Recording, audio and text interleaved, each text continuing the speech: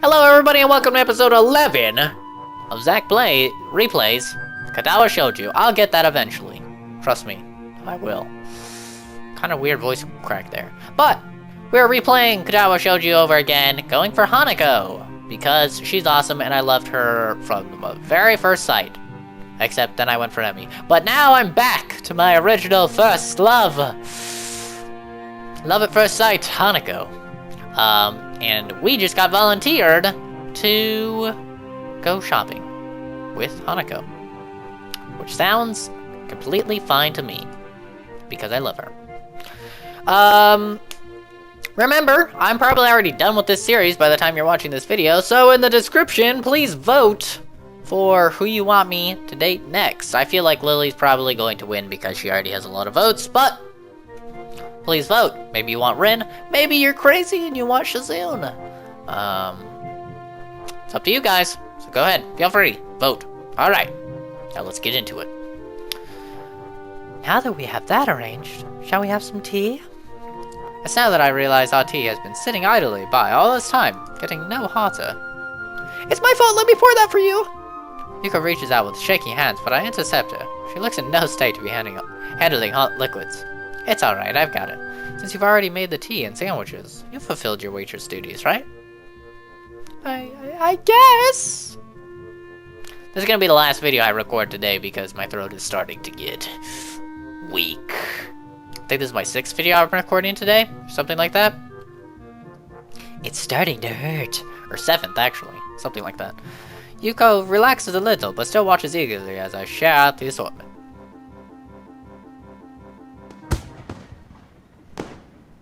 As I'm about to bite in the sandwich. Rip.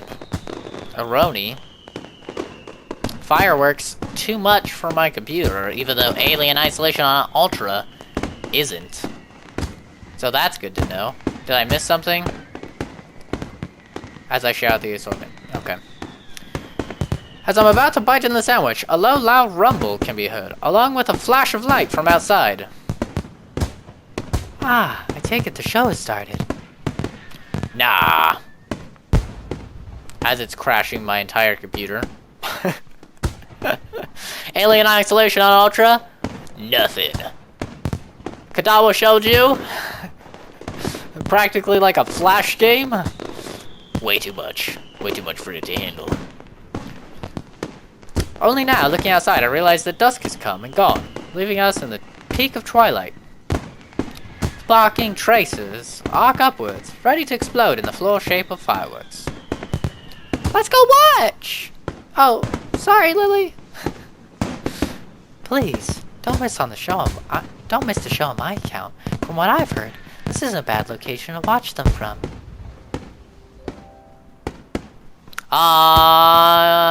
Hanako's so adorable. With the exception of Lily. And me, apparently, because I'm not there. We rush to the window of the small tea house to watch the show. The strobe of colored lights plays across Hanako and Yuko's smiley faces. For a second, I forget to look out the window. In this totally new world, there are a few things that don't change. I think that's why the school makes such a fuss over this festival. It's a chance to show the similarities between everyone. This show is over all too quickly. Fireworks are expensive, even for the most well-funded schools. Before we return to our tea and sandwiches, Hanako turns to me. Thanks for today. And tomorrow. That's okay. I don't think that I could have faced those crowds either. On days like this, it's more relaxing to spend some time away from everyone, don't you think? Yeah. Anyway, we've been just delaying this tea for far too long now. Let's get back. Sure. She's so adorable. We return to the booth, and our light meal. That sounded impressive. Bigger than last year's, at least. It was great! I've never seen them put on such a show! It gets better every year! Oh, my throat. I'm afraid, however, that during that time, the tea has gone cold. Oh no! Let me make some more! This is my fault! Calm down, Yuko. It's nobody's fault. I take a sip from my cup, just to prove the point. This tea isn't too bad cool anyway. It's like an iced tea. Really? Yeah, really. If you add a little bit of sugar, it's kind of nice. Are you sure? I'm positive. Now why don't you sit down and we'll finish this together. Okay. Yuko doesn't seem convinced, but sits down regardless. She carefully measures out about 5 teaspoons of sugar and adds them to her tea. I said a bit of sugar. I know, but I like my tea sweet anyway. Curiously, I peer into a cup. As expected, hardly any of the sugar dissolves into the cold liquid. She says it twice before upturning the cup and drinking the contents, sugar and all, in a single mouthful. Ugh. You're right! That's not bad at all! Good. I look back at Lily and Hanuko, both of whom have finished their meal as I witness Yuko's personality in action. Not wanting to hold anyone up, I use her tactic and finish the remainder of my tea in a single swill. Swill. A single swill. That's how fast I finish my tea. Well then, seems we're all finished. Crazy this is still Act 1 of the game. Should we head back now? Or do we want some seconds? Or do we want seconds? Because expression shows that this, quite clearly, not a good idea. I think it would be best if we got back soon. We do have to get back before curfew, after all. Oh, that is a good point. I'll meet you tomorrow, Yuko. I'll be looking forward to it, Lily. Goodbye, everyone. Bye. Bye. I think this one's bye, this one's hi. I don't know. Who knows?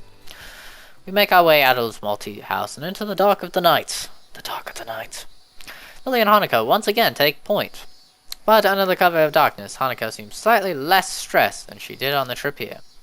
We move against the occasional group of people emptying the school grounds, but Hanako seems to lead us along a few minor roads, avoiding the bulk of the crowd. She knows those back roads because she's super shy and stuff. Hopefully she's not shy at the end of this. Hopefully she's just like, yeah, my face is cool. Outside the dorms, the school seems strangely quiet when compared to the noise of the day. Well then, thank you both for today. I think I learned a lot. You're most welcome, but I'm afraid that I really must be going. Today's been a long day. That's right. Lily spent all of today on her feet, and I can imagine that walking outside of the school would be pretty tiring for her. I feel a pang of guilt as I remember that I was probably the only one in the school that got up and around up around 10 this morning. Sure thing. Well, I'll see you both tomorrow. Good night. Good night, Hija. Night. Fine, don't say good night. The girls return to their dorm, and I to mine. Actually, now that I consider it, tonight tired me out as well.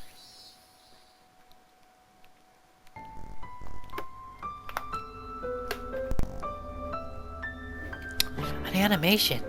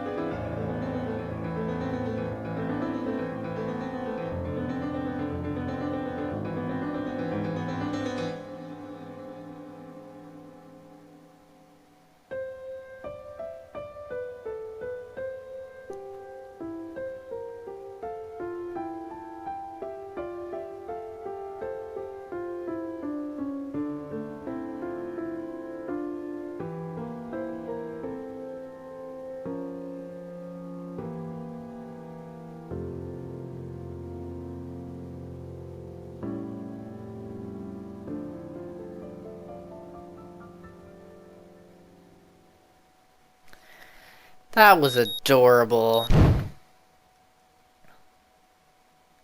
So,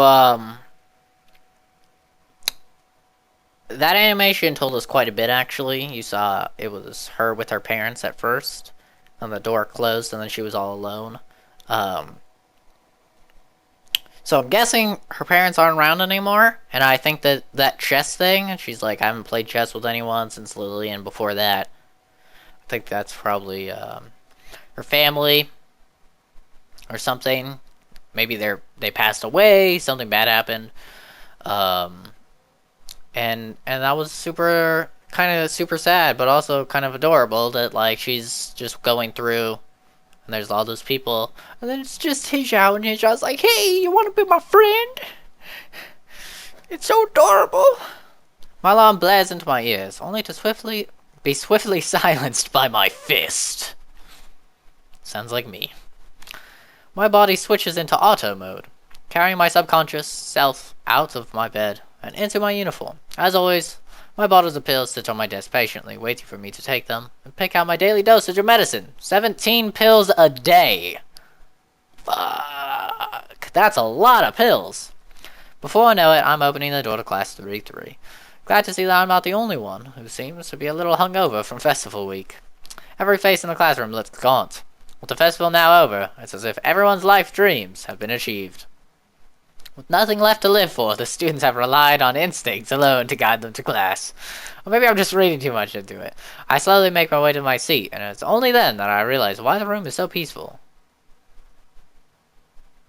The seats beside me are blissfully empty. The world's loudest interpreter for the deaf has yet to arrive. Just as I'm about to sit down, the door flies open, revealing the resplendent Misha. Drills bobbing from the Misha drills bobbing from the dramatic entrance, and arms stretched towards the sky. I can read. Yahoo! It's all over! It would appear that not everyone is affected by the post-festival depression. The rest of the class glare at her, obviously thinking the same thing I am. Misha, still frozen in the doorway with her arms still in the air, nervously looks around. It's obvious that she senses the foul mood, but can't work out exactly what to do. Suddenly, she jerks forward. Hey! As she stumbles into the classroom, she reveals Shizune, arms still extended from where she shoved Misha. Thanks for the entertainment, but shouldn't you two take your seats? Oh man. Hijao, throwing some sass.